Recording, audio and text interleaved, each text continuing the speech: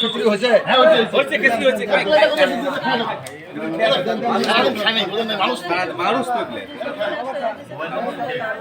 আমি গেলাম কি সমস্যা হয় আমাদেরকে ভারত থেকে পার করে দিল ধান খেত দিয়ে মানে কাপড় চোপড় ভিজে দেখলো আবার ওখড়া টোকড়া ভরা আছে কাপড় চোপড়ের মধ্যে মানে আমি কি করি আমার খাবারের ব্যবস্থা করে নাহলে আমার বাঁচি না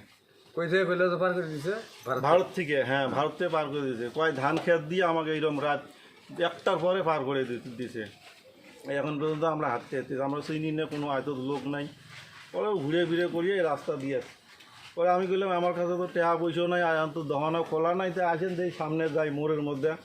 তো মোড়ের মধ্যে আসলে মনে একটা মহিলা এবং দেখি জাহাঙ্গীর ভাই বসে আছে ওখানে পরে আসি করলাম বলে এই ঘটনা যে আমরা তো ভারতী পার করে দিলে এখন তো খিদের টেলে বাঁচে না কী করা যায় তো আমরা পরামর্শ করার পর এখন তো খাবারও নাই ওই অবস্থায় গেলাম ওই যে চার দোকান আমি জাহাঙ্গীর ভাই করলো দেখেন তো চার দোকান খোলা আছে কি না তো স্যার নাস্তার ব্যবস্থা করি পরে গেলাম দেখি চার দোকানও বন্ধ পরে আর ওখানে অনেক লোক জমা হইলো পরে মহিলাগুলো কাঁদা শুরু করে দিল আমাকে কী আমাকে বাঁচান আমাকে কমাস কম চট্টগ্রাম না কী জানি ওখানে পৌঁছান পরে আরও অনেক লোক জমা হওয়ার পর এখন তো ওখানে চার দোকান বন্ধ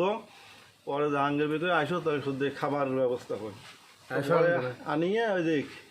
মানে খেসি উঠিয়ে দিছে নি ভাই আমি হাঁড়ি টেড়ে ভিড় করলো পাতিল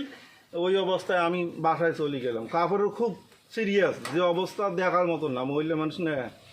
আমার একটু দরদে লাগলো অমনি এনে পাতিল টাতিল বাইর করলো আমি ওই অবস্থায় বাসায় গেছি যে আমার বাড়ি এলার পুরেন কাপড় আসলো নতুন আরও আমাকে